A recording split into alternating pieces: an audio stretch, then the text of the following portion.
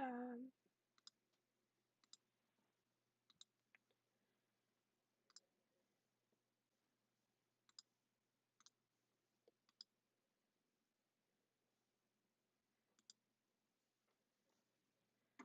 if you guys can hear me, let me know in the chat.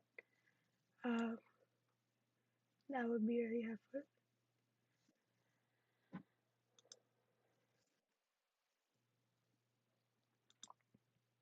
Um, uh, I won't be sharing my video today because I have some internet issues, so I'll just prefer to not share it. Um,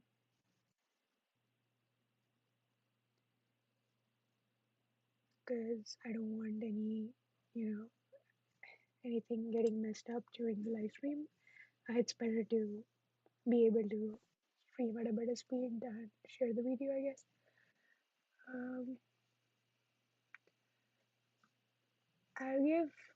I'll wait till 10:05 my time, um, for so that people can join and then I can get started.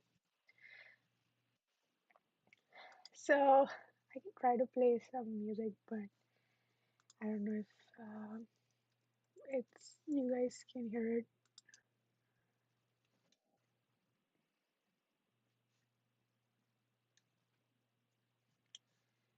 Voice is too low. Okay. Um,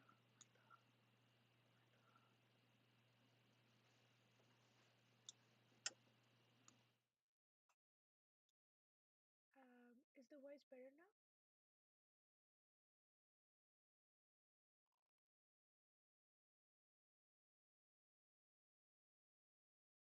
Let me know if the voice is better.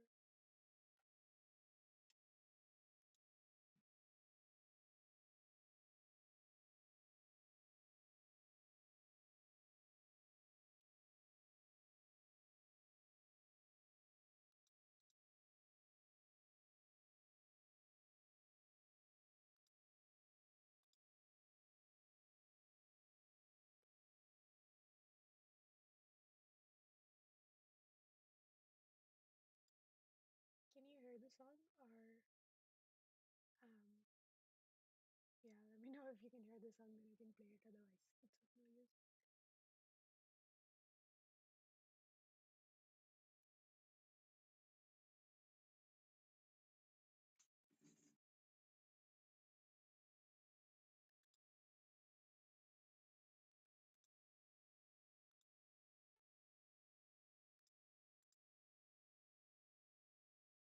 Um, hey, Sarah, can you let me know if you guys can hear me or like if the voice is too low or high? Just let me know.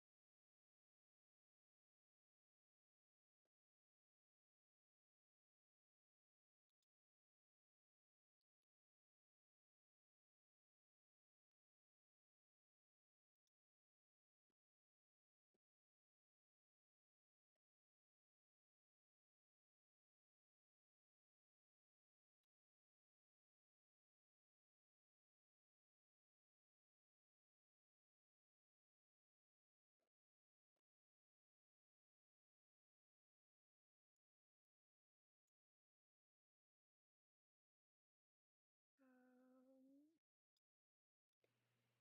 Hello, can you guys hear better or no? Um, is my voice coming or no?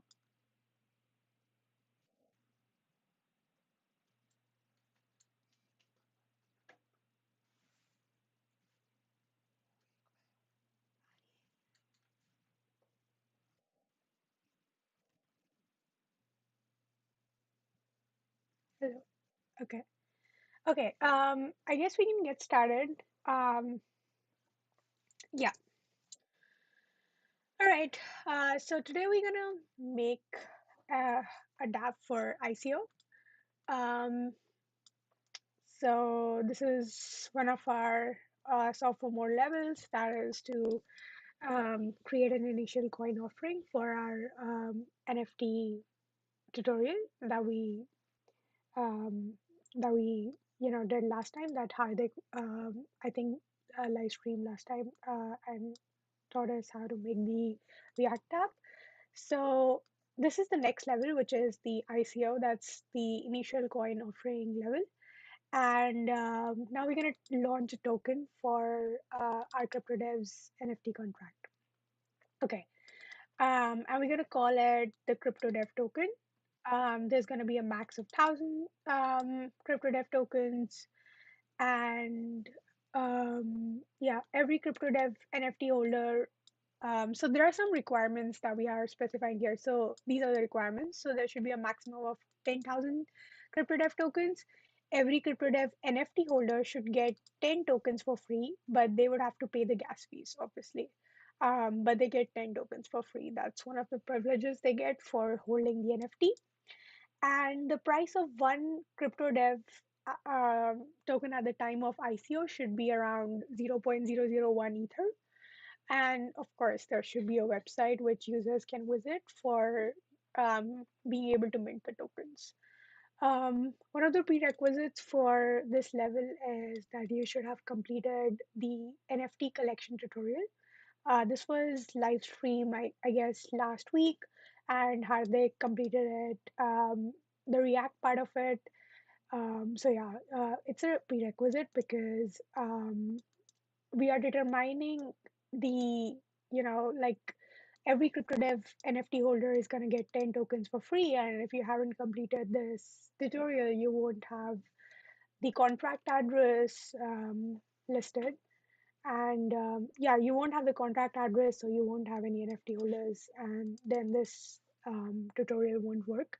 So it's very important for you to have completed this. So just make sure that you have completed that before moving on to this level. Um, I know it's like a little bit off time for a lot of people, so um, yeah, we apologize for that. But this week we had a community call, so this was something that was sidelined. But yeah, I'm just happy whoever is here, and um, yeah, thanks for coming. Um, okay, so now that we are done with some requirements and prerequisites, let's try to understand what ERC20 is. So I think we all have heard about tokens when we hear about crypto in general. So we hear about new tokens launching every day, new protocols launching their own tokens. Um, so tokens is a very buzzword. It's a bigger buzzword than than even NFTs.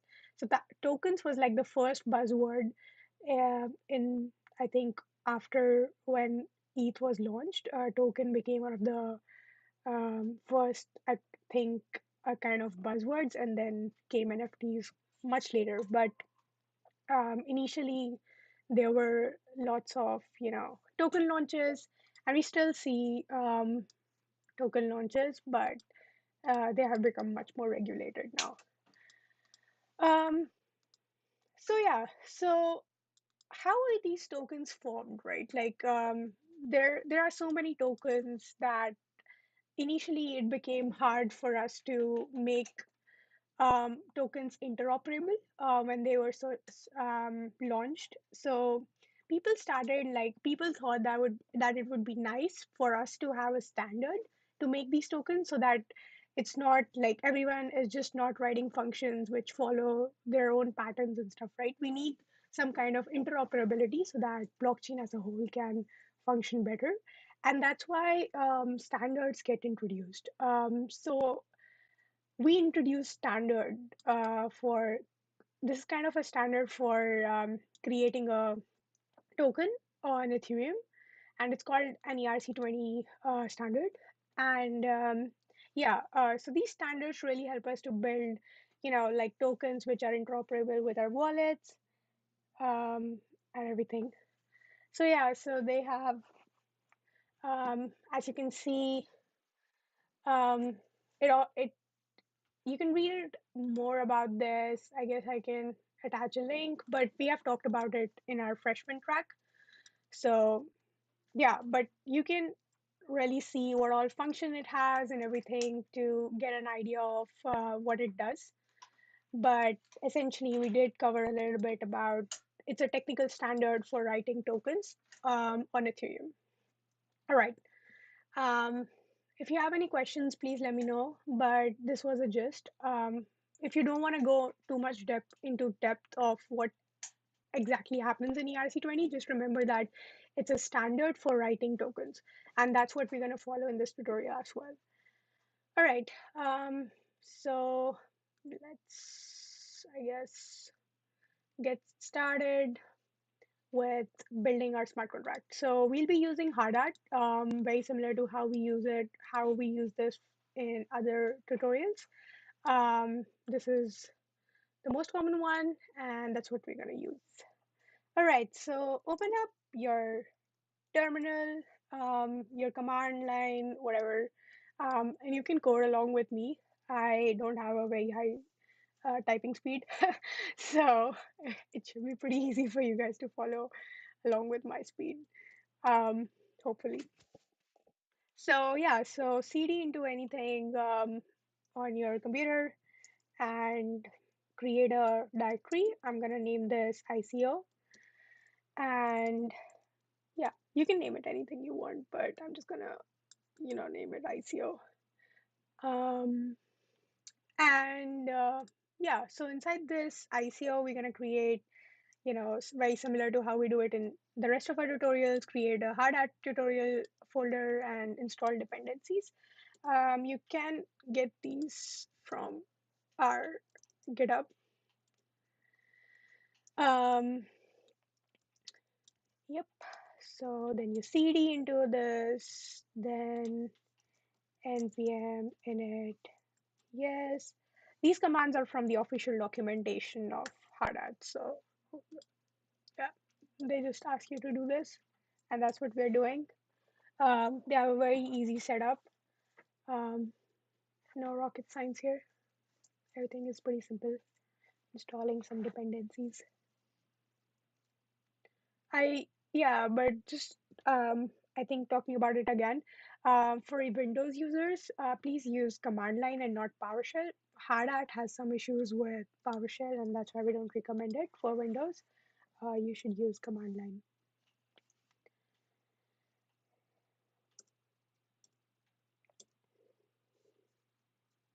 And then you can just press enter for, I hope you guys can see this, but yeah, this one is not that hard, but I can still zoom in a bit.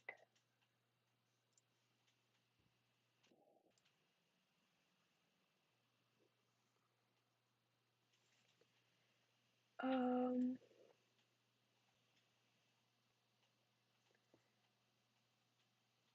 so you see, like it already installs lots of dependencies for us, so we don't have to go ahead and manually do it. You just say yes, and then it essentially installs everything for you, and boom, we're done, right? If you go to our GitHub, there's an extra step for Windows users because I guess this doesn't happen automatically for them. So just if you're a Windows user, go to our GitHub and try to like install dependencies manually so that you don't have to, yeah, so that you don't face any issues later. All right. And now we're gonna install OpenZeppelin again because we're going to be using OpenZeppelin already has base contracts for most of these token standards, most of these standards. Like you know, um, they have these base contracts for ERC20, ERC721, and many other contracts that you can just inherit and you can just use, and it's all open source. And that's why we're going to use this npm package from OpenZeppelin and use the already existing ERC20 interface and contract that they have created for us. I don't see any questions till now, so I think we're good. All right. I guess we can open a code editor. Um, you can use anything you want, like Sublime, Atom, anything. I'm going to be using VS Code because I guess it's one of my favorite IDEs um, for JavaScript. And yeah, that's why I'm going to be using this. So let's get started. Let's get to the core of things. So one important and I guess a little bit interesting thing in this tutorial is that we will have to call functions from the NFT contract that we deployed last time, right? And the reason why we want to do that is because we want to check that who is the owner of the NFT so that um, only if he's the owner we give them, if they're owner of an nft we give them 10 tokens. And the only way to check if an address is the owner of a nft is by calling our nft contract. So we need to call some functions on an nft contract to figure out if the address to which we have to give the tokens does hold an nft or not from our collection.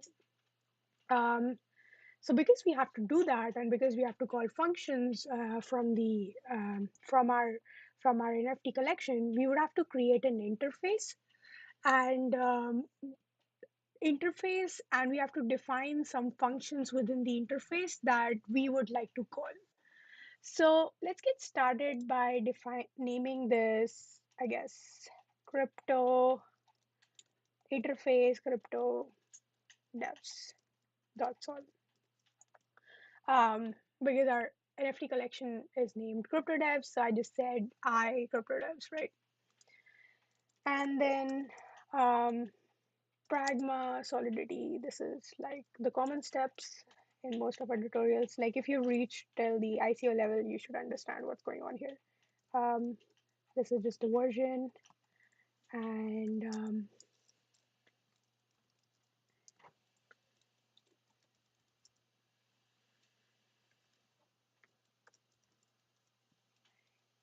Fire and MIT. Nice. So we define the license and we define the version, and then we're going to create an interface. Interfaces are a way for us to define an object in which we can let the it's just a interface that you see in usual any other programming language like in Go or anything. So it's just a shorter way of representing your classes, or representing other things in other languages. So here we are using an interface for a smart contract, which is like CryptoDevs.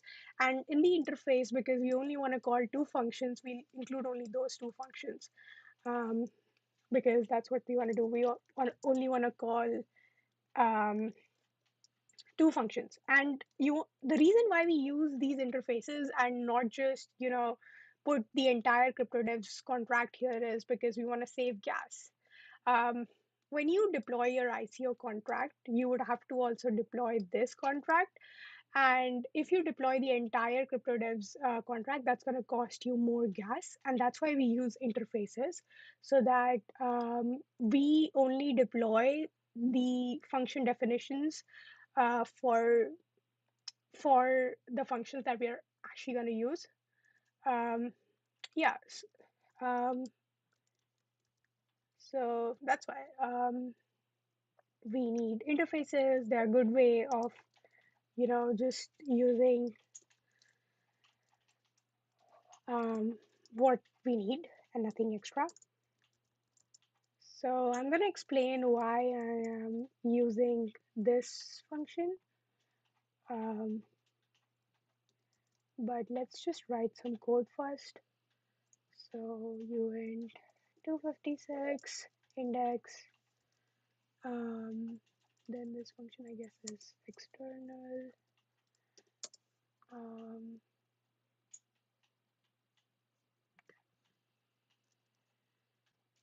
external view returns u56.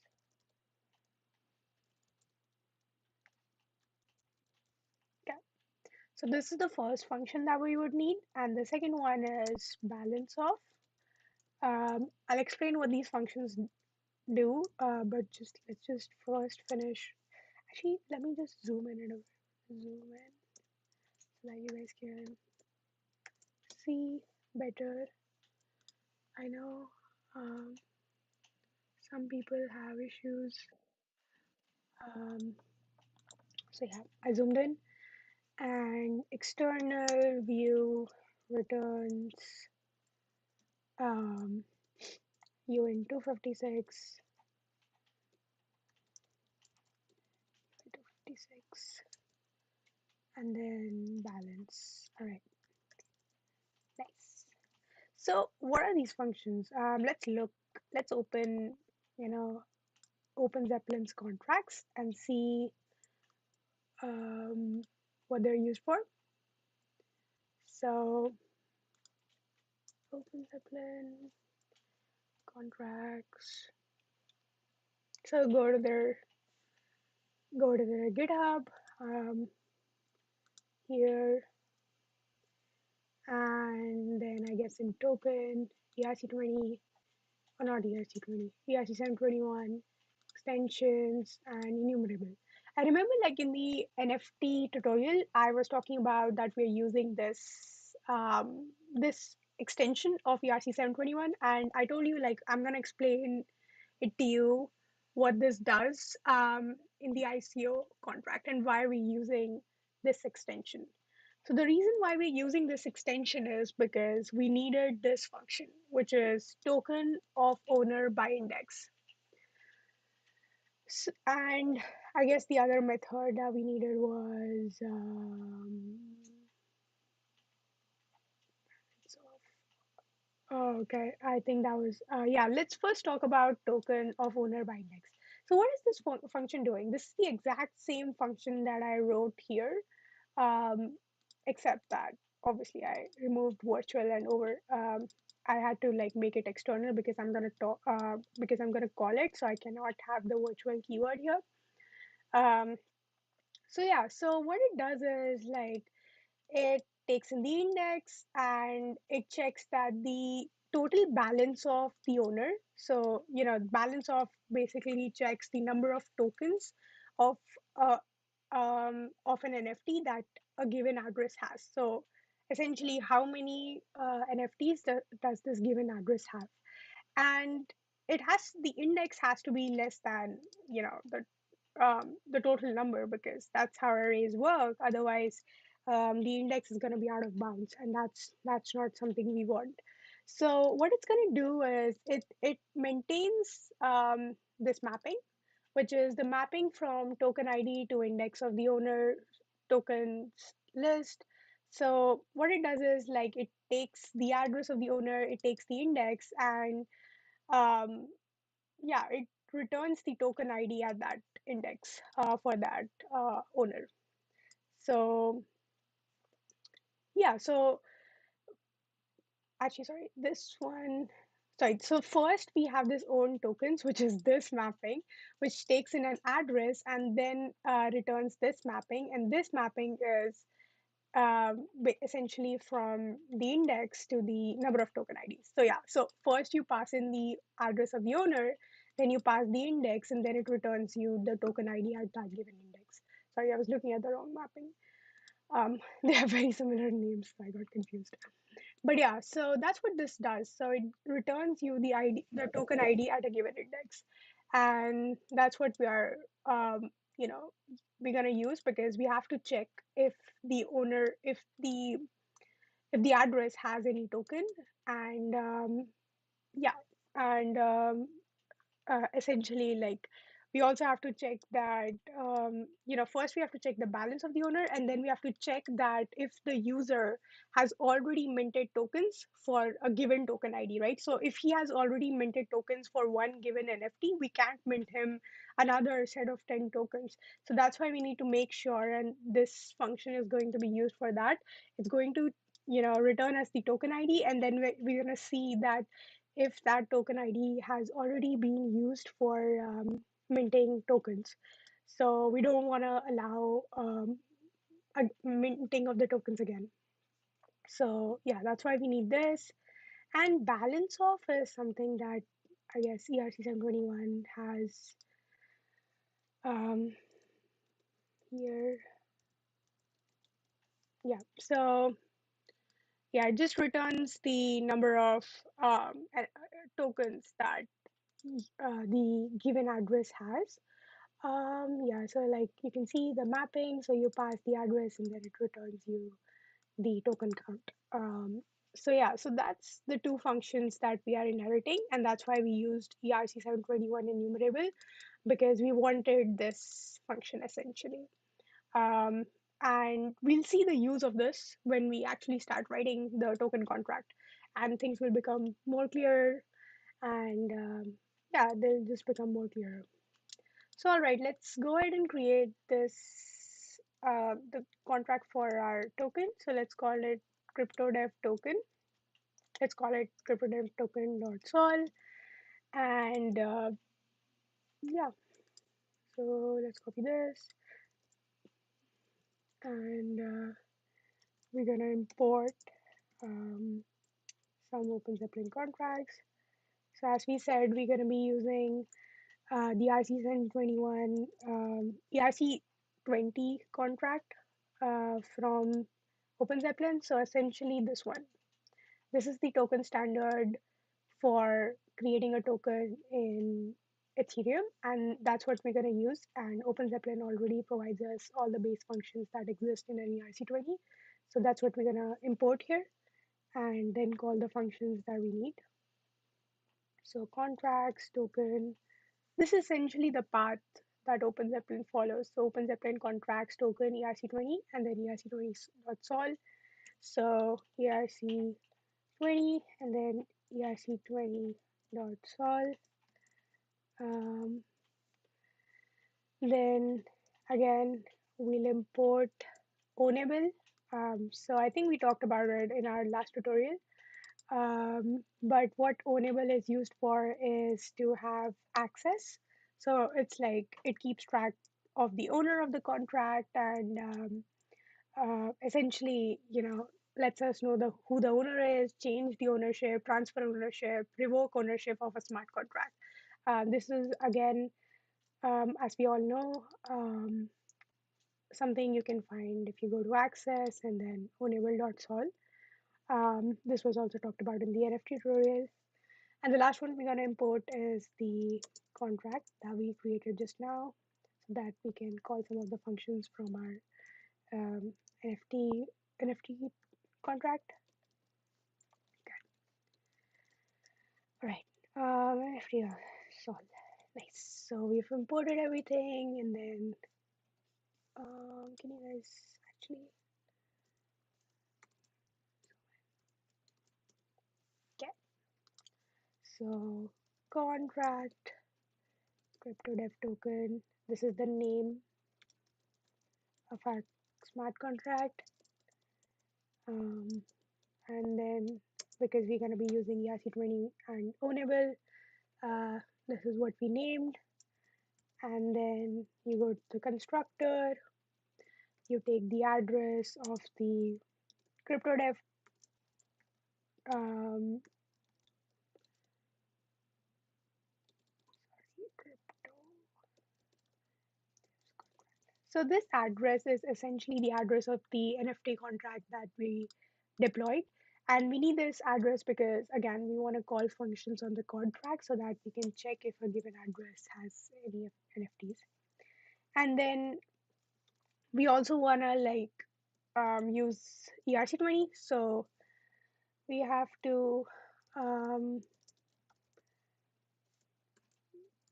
initialize some of the values that ERC20 needs, and we look into it. Just give me 1 second. I'll just finish writing this, and then we can look into it. So essentially, the ERC20 contract takes in a name and a symbol.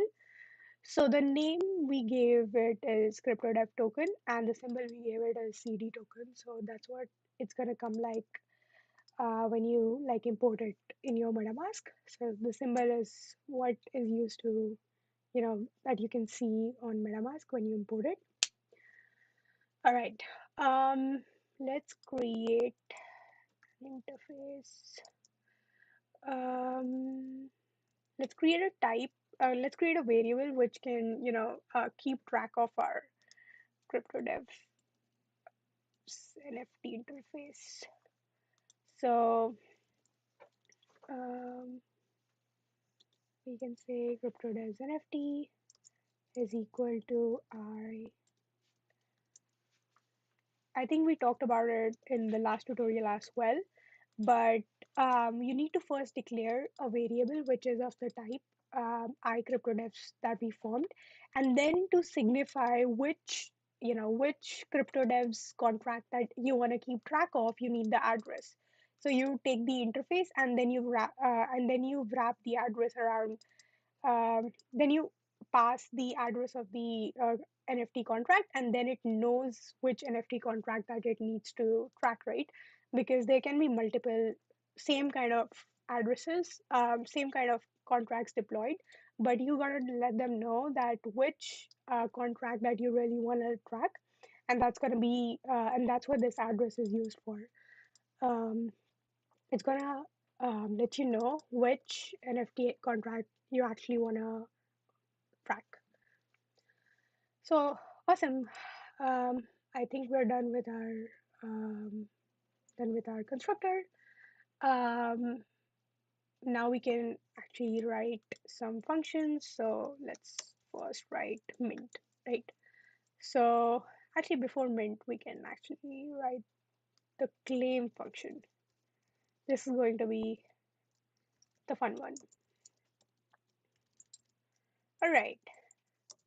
So what is this claim function? This claim function going to claim is going to be used by our NFT holders to claim the number of tokens that that they can actually claim. So like if I have 2 NFTs, I can claim 20 tokens. So you just call this function once, and then it's gonna essentially um, mint you the number of tokens that should be given to you based on the number of NFTs you have. So that's what this function does. Let's try to code this up. So address of our sender, which is just going to be like msg.sender. This is the one. This is the address that called the function. And then we want to 256. Then we want to check the balance of NFTs that the given address have, like number of NFTs that this given address have, right? Like so that we can mint the number of tokens based on the number of NFTs. So you give in the address of the sender, and then you retrieve the balance, and then you require obviously that the balance is greater than 0, and you say you don't own any crypto dev NFTs, and yep, that's essentially it. There should be a comma. Okay, and yeah, so now we're just gonna run a loop from 0, um, like any other programming language, right? How you run a for loop, and you're gonna run it till the balance, because we wanna claim based on the balance. So that's what we wanna run it for. And one interesting thing that we're gonna see right now. Let me just code it up, and then we can see some the reason why we had the other function in our interface. This function. This should actually be sender, and this should be I. So what is happening here? And you remember that this function, okay, yeah, if you remember, this function takes in the owner and the index, right? So what are we doing? So we're running a loop, and for each index in the array, so the maximum, length of the array for one given address is going to be from 0 to the balance minus 1. And the balance is like the number of NFTs that the address have. So for each index, we are looping and we are getting the token ID. And that's what this function is used for. And now you see why we used ERC721 enumerable, because we wanted to get the token ID at a given index. And here is why we need it. So now you understand how we're like getting the token ID, and now let's see why we need it. We're going to be declaring something called as token IDs claim, and this is going to be a mapping to keep track of which which token IDs has a given address, like which token IDs have already been claimed. So you just keep a track of like UN256 to Boolean, um, and you say this is a public mapping, um, and you just do this. So this mapping is essentially taking a token ID. So it's going to take a token ID, and then it's going to return whether the tokens have been claimed for this token ID. So this token ID is a unique identifier for the NFT. So essentially, what it is telling us that whether tokens have been minted for this given NFT, so that one user doesn't mint the tokens again for the same NFT that he holds. This is very essential check, and this might be a security vulnerability if you don't implement this. So we needed this, and that's why we needed this function, so that we could track down all the token IDs. So now you know what we're going to do. So we're going to check if this token ID has already been claimed, and if it's not claimed, then we're going to say that first we're going to put this to true because now they have claimed it, and we're going to mint some tokens. So first, essentially, like, let's keep track of amount of token IDs that have not been claimed. So it's essentially the number of amount is essentially the number of token IDs that have not been claimed. So you increase the amount and you set that true for this token ID. This means that now we're going to mint tokens for this token ID. So just set it to true. And after this for loop exits, we need to first check that amount is greater than 0, because if it's equal to 0, this means they have already claimed um, tokens for all their NFTs, right? So there's nothing left. Claimed all your tokens. And yeah, and only if the amount is greater than, if is 0, we mint. And how we mint is you just do msg.sender amount, and we need to specify how much, so amount is going to be the number of NFTs for which the tokens have not been minted, but we need to multiply it by, essentially 10, because we want to mint 10 tokens. So yeah, so let's just create a variable because that's good practice. Just keep it a constant because we already know that its value is not gonna change. Yeah, you can make any variable constant for which you know that you're not you're not like gonna change the value because it's gonna help you with gas and everything. So, and also space. All right. Um, do we have any questions till now? No. Okay. Let me check if you have any questions. Give me 1 second.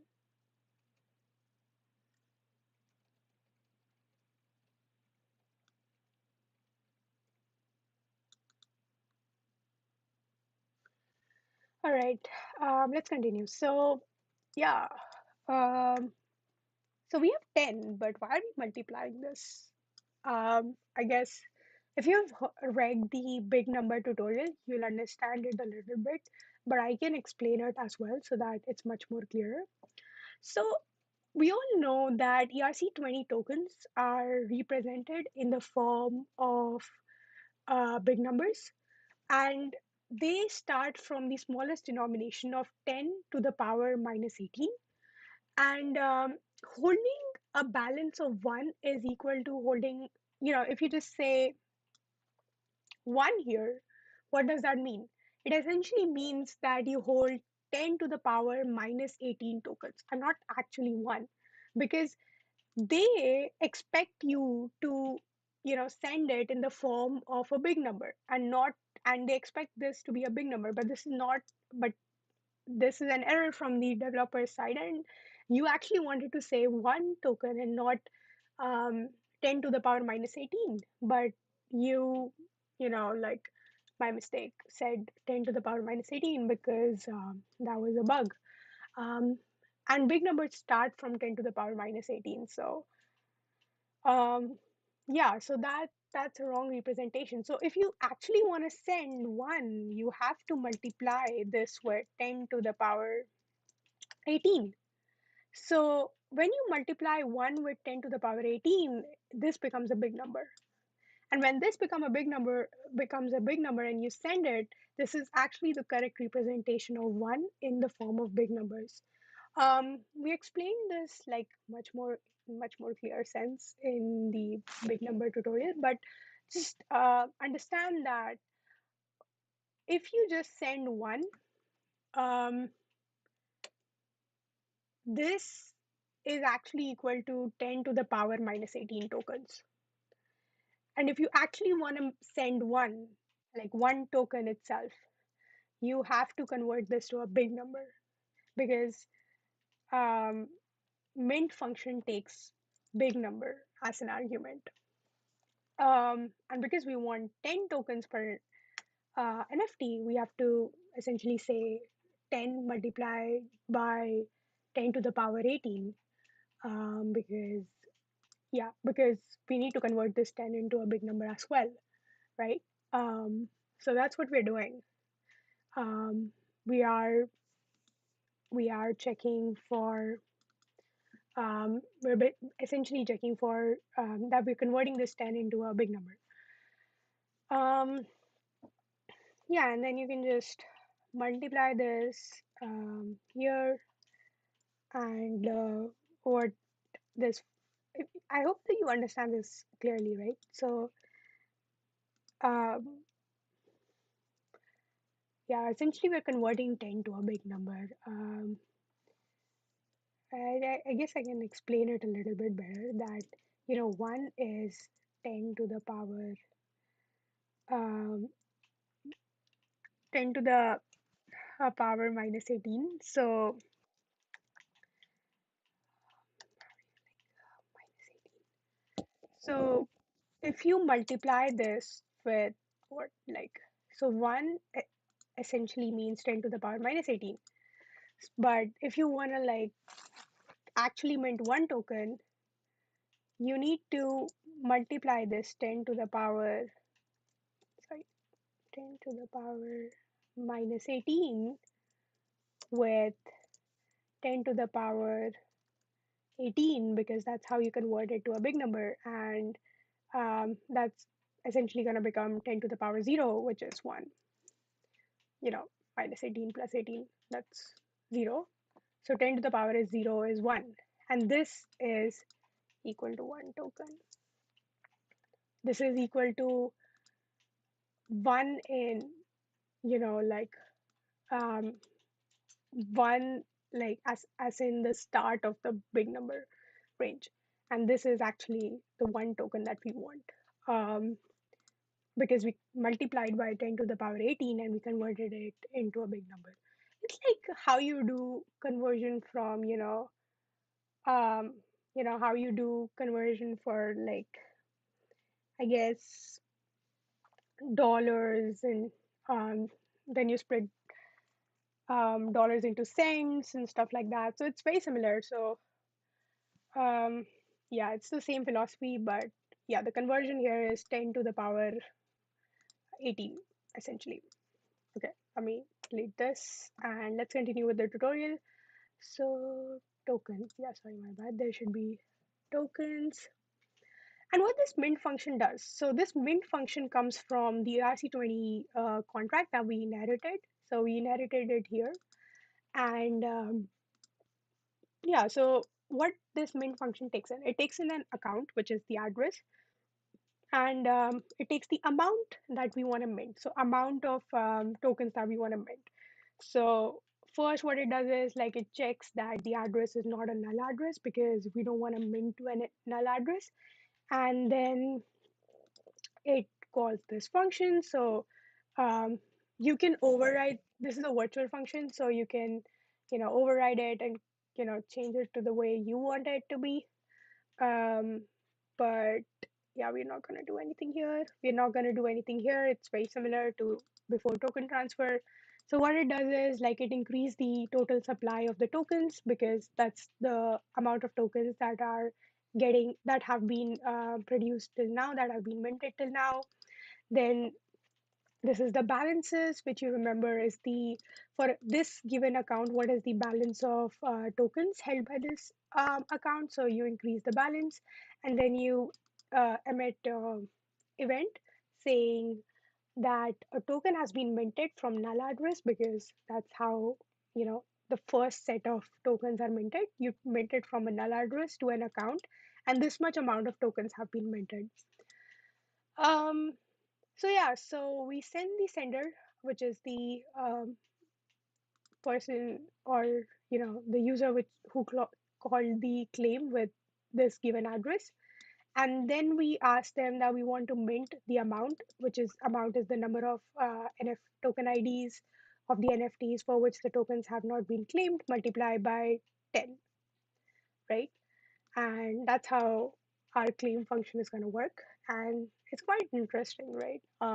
How this whole thing works, and it has a lot of significance these days, because many NFT collections are trying to launch their own tokens, and they also want to offer this claim functionality to their NFT holders. So, like, I think you guys have heard about ApeCoin, right? So they did, give, their ape holders some tokens. So yeah, but I guess they airdropped it, but um, yeah, many NFT collections are launching their tokens. So it's good thing to know this, in the future, if you want to, like, you have your own NFT collection and you want to create a claim function and you're not doing airdrops. um, maybe, yeah, maybe you need this for future, right? It's something that's very trending right now. So the next function we want to have is, like, the general mint, and this mint is for general public. So those who don't have NFTs but want to, like, create tokens, want to, like, buy the tokens as it is. It's like a public mint for people who don't have access to NFTs, or maybe the NFTs were sold out and now they really want the token. So um, we want to set, we decided the price of the token is going to be 0.001 ether. So let's just create a variable for that. Again, this is going to be a constant because the price is not going to change, and we know um, at what price we want to mint the tokens. So let's just say 0.001 ether, and yeah, we made this a public function payable, and we want the amount that was sent to be token price times amount. Um, oh, sorry, I forgot to write.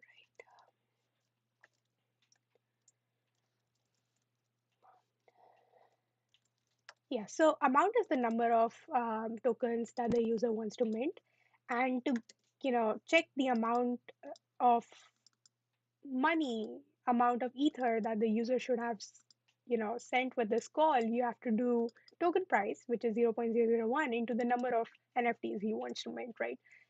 Essentially, if I want to mint 5 NFTs, it's going to be 0.005. So that's what this value is going to be. Okay, so again, we need to check that the value that has been sent is either greater, which is good, or it's equal to the required amount. So you do this, and then you just say ether sent is incorrect. Um, and yeah, essentially it's gonna, what this function is doing is it's checking that the amount or the value of ether that has been sent is greater than the minimum amount of money that is required. And again, we need to convert this into let's just amount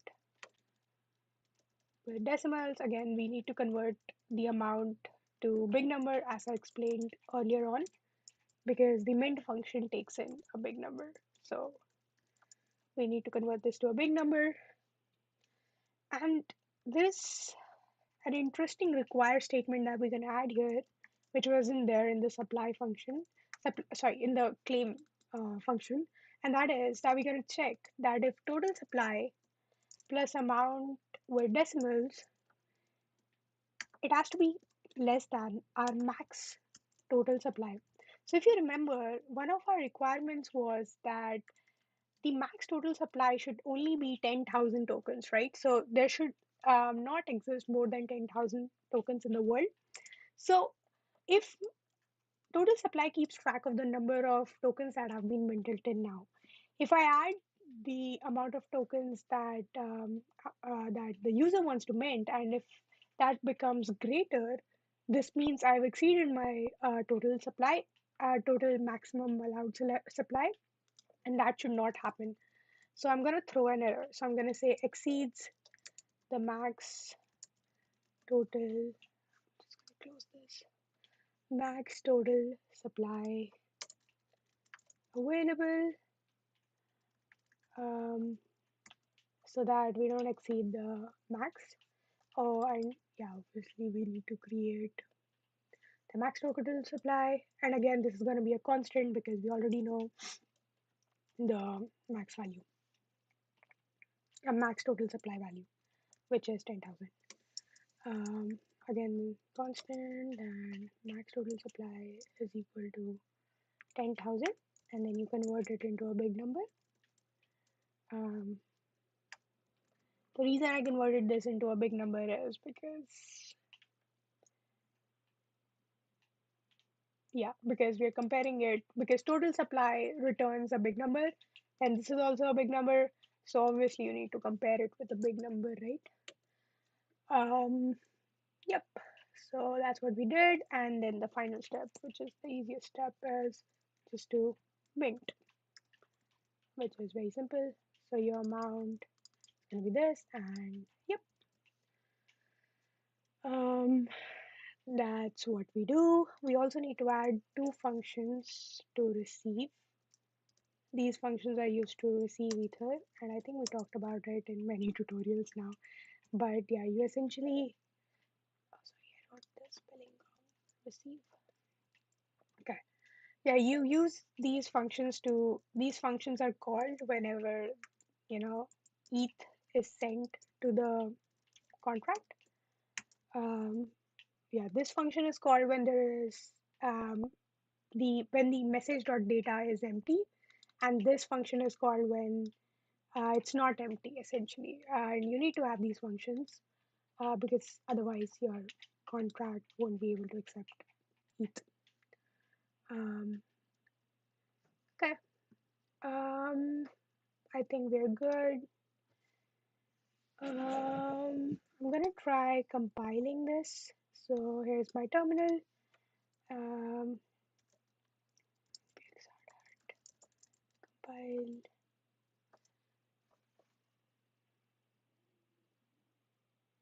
The Solidity version doesn't match. Oh, okay, I know. My bad. Um, I need to open, and you guys should also open the hardhat.config.js, and we need to convert this to 10. Let's see if this works then. Yeah, it's not fully supported, but it's fine.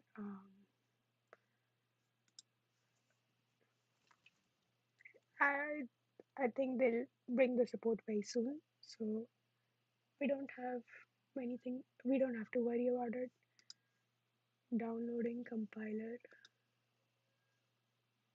Okay. Mm-hmm. Is this a spelling error or something? Let me just make sure that I wrote it correctly because of the space.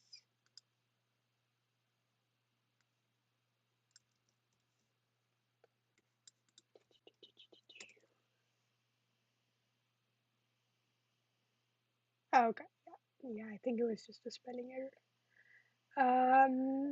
Okay, so our contracts are done. Let's try creating a deploy.js script so that we can essentially deploy this contract. All right.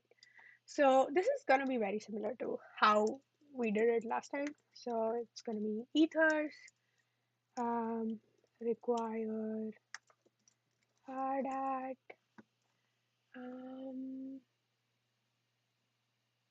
did we install ether? I don't think we I think we forgot to install ether. But yeah, we can do that later. Actually, let me just do it. Um,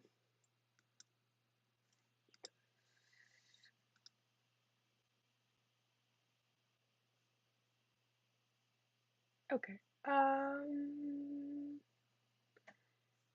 oh no, actually we are taking in the ethers from Hardhat. Yeah. That's why we didn't install it. My bad. I forgot. We would also need to install something and just see what I'm installing here. I'm installing a .env package. I think we discussed it in the last tutorial. This package is used so that we can load the environment file that we're going to create really soon. But yeah, just install it right now so that we can create the deploy.js file. And then I'll explain what env file we are trying to import here. Um, so yeah, so after you've done that, you're just gonna require this package and then config. So, so this is gonna load the env file that we're gonna create really soon, which is gonna contain our environment variables that we would need. And okay, and now get started with async function main. This is gonna be our main function. And let's write some code here. Um, let's call this before we write any code so that we get done with this.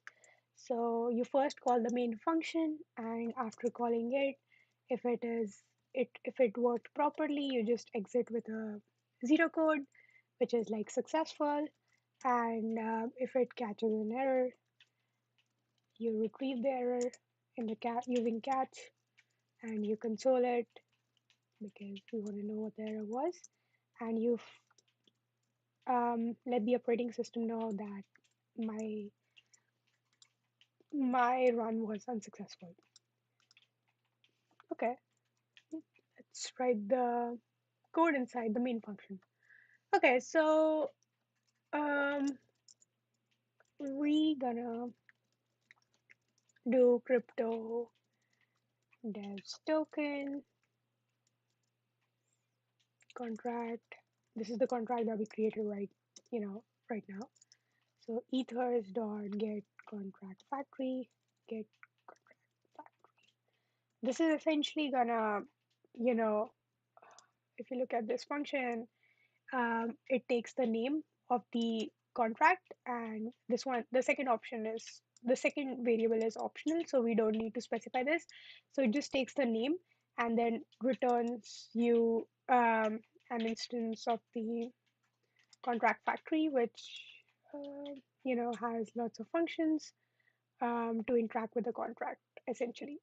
So that's what we're going to do. We call this function with the name of our contract, which is crypto dev tokens. Oh no, crypto dev tokens, not crypto dev tokens.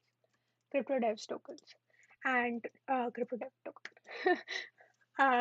And then it's essentially gonna return us an instance of the crypto dev token contract, and we can call some functions on it, like um, deploy and stuff. So let's just try to deploy this. Deploy crypto dev token contract is equal to await e crypto dev token contract dot deploy. So see, essentially this returned us our contract factory instance, and this contract factory, as you can see, I'm not sure if you can see it, but yes, see, this has this deploy function, and because this is a kind of a it is a type of a contract factory, we can call this deploy function, and then it's going to deploy um, the contract for us, which is of type crypto devs token. Um, so if you look at the deploy function, right, it deploys it and then it returns us a promise. So after deploying the contract to whichever chain we like, it's going to return us a contract so that we can call functions on the contract, like whatever functions we have here, like mint, claim. So that's why it returns you back the contract so that you can call any functions that you would like. Um, so yeah, essentially we called this deploy function, and I think we needed something. Oh yeah, so we need CryptoDev's contract address, which is the address of the NFT contract that we deployed last time. Okay. Mm, okay. So we are pretty good till now. Um, One thing we can do is we can do console.log, and we can log the address of um, the contract that we deployed. So it's going to be CryptoDev token contract address, and after it's deployed, um, we just essentially print it.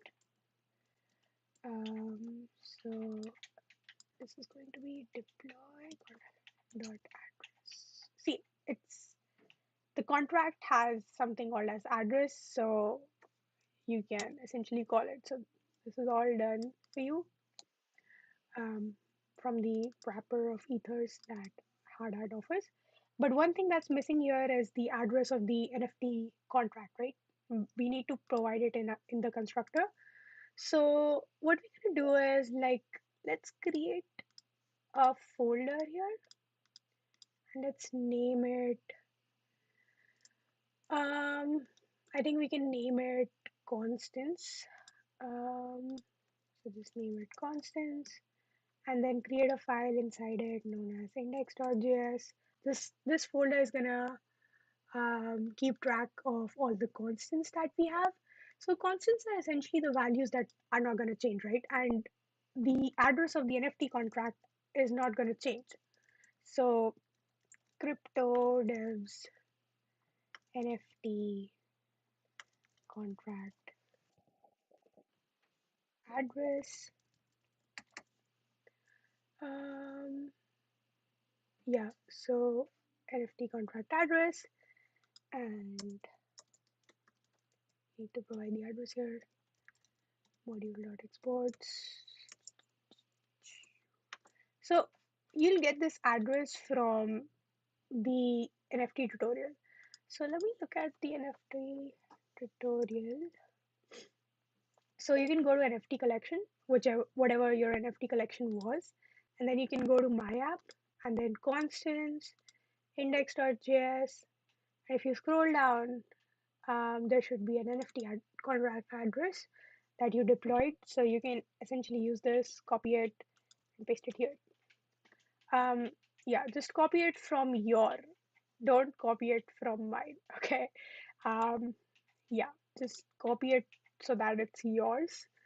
Um, yeah. Um, okay. Um, yeah, don't copy mine. Mm, you don't want to track my contract address. You want to track yours. Remember that. Um, okay. So, yeah, now we have this is just a good way of doing things instead of just hard coding the constants. Is like when you actually develop software, there are multiple constants. So it is a good practice to always create a constants file and then add the constant there. Okay, so now we need to import this from the constants file that we created. So to import, you can just say, crypto, what do we name it? It's a huge name, so I'll just copy. Okay, and require, and it's in our constants folder, so / constants. Okay, if it's an index.js, compile, you know, JS automatically understands that it's going to be index.js if you don't specify the file name. If it's named under something else like constants.js, then you would have to like do slash and then constants.js. But we added it in index.js, so we don't need to specify the file name. Okay, and yep, and then you can just essentially pass it here, and that should deploy it. So this looks pretty cool. We completed the script for deploying, and it's very similar to what you did in the NFT, collection thing. So yeah, I'm pretty sure you should be very familiar with what's happening here. But if you have any questions, like obviously let me know. Um, I know that a lot of people get confused on what to um, add here. Yeah, it should be the address of your NFT contract address so that you can track your NFTs and stuff. Just make sure that you do that. That's where most of the students go wrong. They don't understand what's happening here. Um, yeah, okay. So that's pretty cool. We're done with this. And for people who are still trying to write the code, I'm just going to keep it here. Um, and I'll just move to the next part, which is creating our hardhat.config file. So this config file is essentially used to specify and tell Hardhat which networks we want to like deploy the contracts to. So if you want to deploy to Rinkeby, if you want to deploy to Ropsten, you have to let Hardhat know here. You can also use, I think you'll learn it in junior. Here you also specify um, links, the keys for Etherscan so that you can do automatic verifications on Etherscan and stuff. But that's more for junior, and we're not like focus it here about that here. So just import um, the environment file here. Wait, did we use environment file here? No, I think we are supposed to use it here. Okay. Yeah, but require your environment file. We're going to be using it here actually. So we need an app. Alchemy API key URL, and this is going to be similar to what you use. You can use the same URL that you used in your NFT collection. You don't have to use a new one. Remember why you don't need to use a new one is because essentially what this key is doing is it's essentially giving you one of the alchemy nodes. It's essentially giving you an access to the ring-b node, and like you can execute, like you can deploy whatever you want. It Yeah, it's not like you deployed an FT collection, so you can't deploy ICO now. So that's why you can use the same one, because they don't care what you're deploying. As long as you're following the rules for smart contract, you can deploy any kind of smart contract you want. Um, so then this is again very similar to what you did in the NFT collection. These two variables, we need it. Um, and then you do module.exports. All this is like provided in Hardhat's documentation. This is not the code that we came up with. This is what Hardhat requires us to do so that we can specify the networks and stuff. So this is not something that we are inventing, and this is not something that we are writing. This is from their docs. And this is how they want us to specify the networks. Um, yeah, so don't get, confused on how they came up with this. This is not us, this is Hardhat. Um, and yeah, so you do the ring key, private key. So URL is just the URL of the node that we're going to use from Alchemy, and accounts is the account that has some ring B ether in it. Um, and we are importing it from the environment file, because that's what we want to do. So just go ahead and create a .env file. And essentially, we're going to be adding these two variables. So we needed Alchemy API key, so we're going to use that. And the next one was ring private key. That. So um,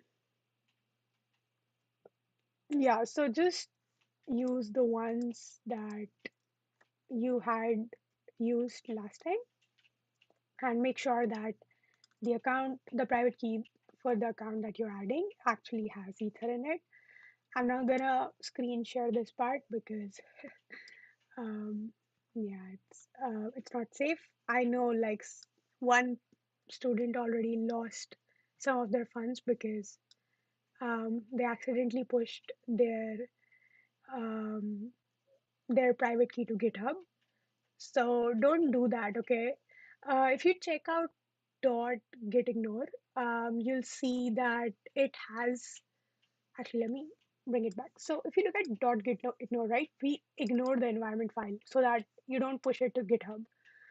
That's why we want you to not hard code it here. If you hard code it here, it's going to get pushed to GitHub, and then you're going to lose your funds if the repository is public. So that's why we're using this. Okay. Yeah. So like if you like, I see a lot of students hard coding it here. I don't recommend that because that's absolutely not safe. One student already did that and they lost all their money. They lost all their NFTs because there are bots that are running. So you have to make sure that you use the environment file, because this environment file is in gitignore and it's not going to be committed to GitHub. It's a very important thing to understand, and please don't make this mistake. I have a junior graduate. Yeah, his wallet also got hacked very recently. Um, we don't want you to get your wallet hacked, because that's just so unsafe. So please make sure that you don't lose your funds, you don't push your key to GitHub. It's the least thing you can do as a developer, to not push your private variables to GitHub. Um, So yeah, always use an environment file. Okay. So as a safety measure, I'm gonna I'm gonna stop sharing what I'm gonna put here, but you guys know what you have to put here from the NFT collection. So just go ahead and do that.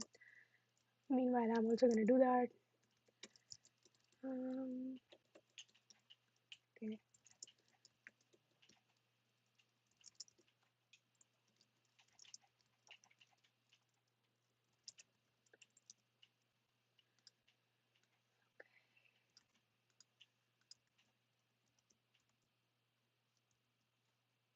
Okay. So I have added um, my environment variables in the .env file, and yep. Okay, now that my I've added so no rocket science here. Open up your terminal again and just type this command. Again, this command is from Hardhat.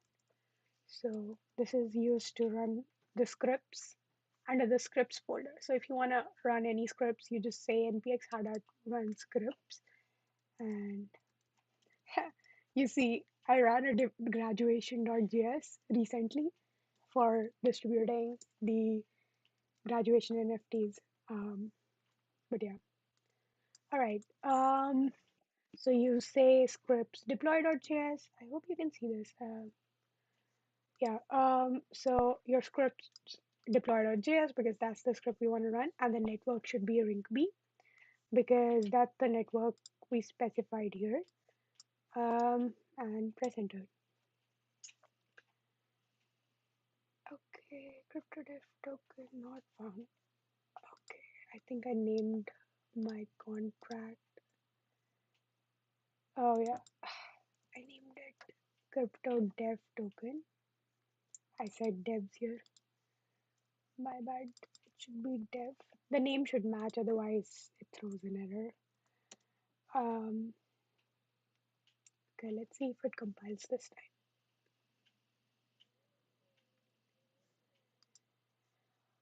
Oh, awesome. Yep. So we have a token contract address, and yep, I guess that's about it. We're gonna continue with the next part of the tutorial, which is like creating the actual React app in the next coming week or so. And yep, but we made a lot of progress today. We learned how to use ERC20. We learned the basics of ERC20. So it's essentially very important, and it's one of the most used contracts. It has been one of the most used contracts, and as a blockchain developer, essentially, it's very important that you know what an ERC20 is. So very a lot of valuable lessons to learn from this. And if you have spare time, go ahead and read ERC20. Um, like read the contract and understand what's happening here. So that, if someone asks what is going on, you can understand um, essentially what is happening. But if you read it thoroughly, you'll see that it's not very different from what is happening in ERC 721. It's essentially really same. It has, the allowance, it has the transfer function. So, and see, it also tells you the decimals. That's 18 that we were talking about. So yeah, go ahead and read it if you have time. If you want to like actually understand what's going on, I'll highly recommend that you go ahead and read this so that um, if there's a functionality that you have to implement that we didn't talk about in today's tutorial, you can still do it. Like for example, burning of tokens. That's not something we covered because we didn't want to burn our tokens, but um, some NFT collections want to burn their tokens or something. So if you're working for some company and they ask you that, hey, can you destroy a certain number of tokens, you can, use this. So that you'll only know if you actually go ahead and read it. So please go ahead and read it once and understand what's happening here. And it's not rocket science. It's very simple, and it's very simple, and you'll just be shocked how simple it is uh, to understand what's going on. It's not eats white paper or anything, which is super complicated. It's not. It's very simple, and that's the beauty of it. That it's so simple that anybody can just come and read and implement any RC20. Um, if you have any questions, let me know. I'm done. So I guess I'm done 10 minutes early, which is kind of nice. I guess a lot of people don't join the live streams that happen half of the world, but we had to do it at night because we had our live stream today. Sorry, we had our town hall today. Um, so yeah, and sorry I didn't have my video on today because I have been having some internet issues and I wanted the stream to go smooth. So yeah, I just decided I'm not gonna use video and just go over this with voice. Um, hopefully it wasn't inconvenience for you guys. You should be. We'll start videos from next time, and I'll make sure that I add my face to the video. It was just this time I couldn't do it. But yeah, if you have any questions, let me know. I'll hang around for like 2-3 minutes, and yep, uh, it becomes easier as you keep going. Um, Once you keep going, things become easier to do.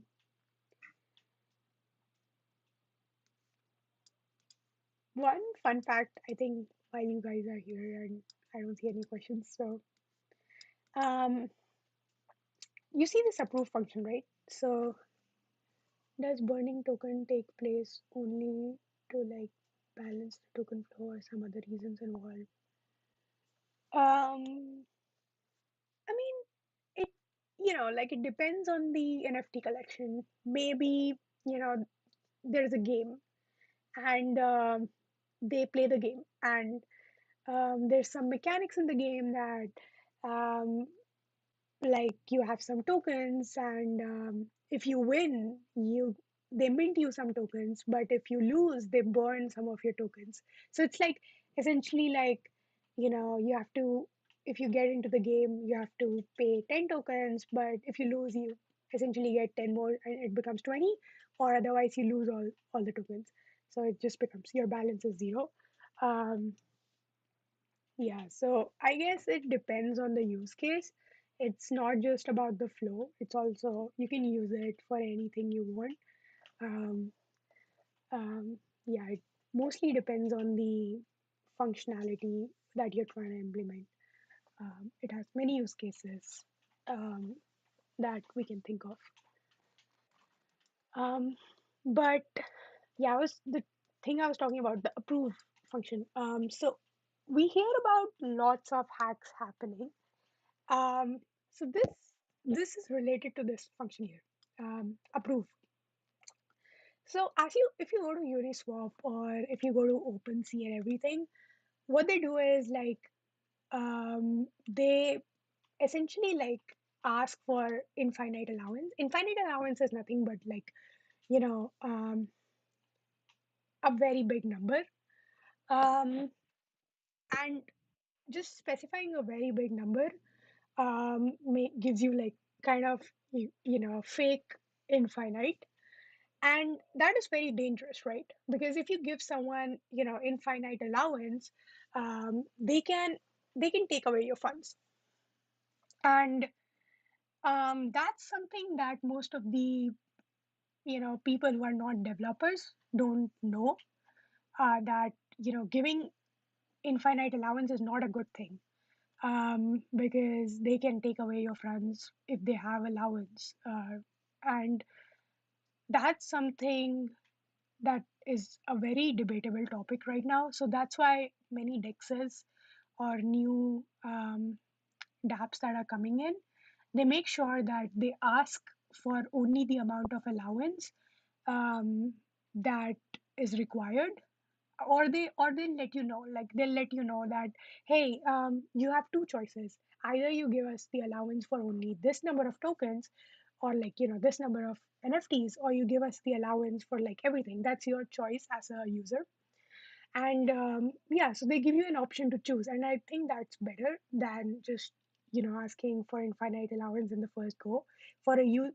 And the reason why they do that is because it's easier, right? You don't have to like you don't have to like always keep approving if you just ask for infinite allowance once. And it also saves gas, but it also comes with um, the promise that they're not gonna misuse it, or maybe that if someone hacks them, that person is not gonna misuse it. So you really have to be very careful when you give approvals to people, because that's one really concerning thing that you should take care of. Um, yeah, um, just make sure that like if you're giving infinite approval to a dApp, that dApp is actually some well-known dApp, and you're not just giving it to any dApp that you see. Um, think before you click. Crypto is very new, and there are so many hackers around, and we don't have user awareness. So hackers take advantage of this. Um, don't let hackers take advantage of you, and make sure that you give approval to only the apps that you really trust. Um, really trust. Really to a very large extent. Yeah, that was the fun part. Um, okay, I'll wait for 2 more minutes. Actually, 3 more minutes, and if there's nothing, I'll end the session.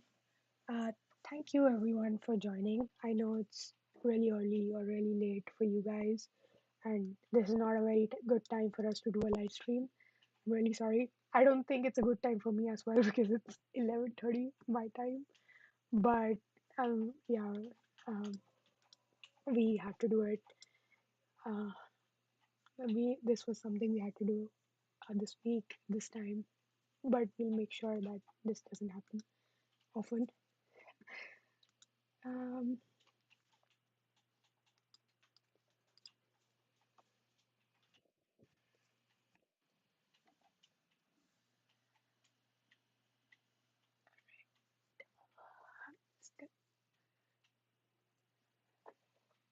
I hope you guys enjoyed the um, town hall today. We're gonna have that more frequently.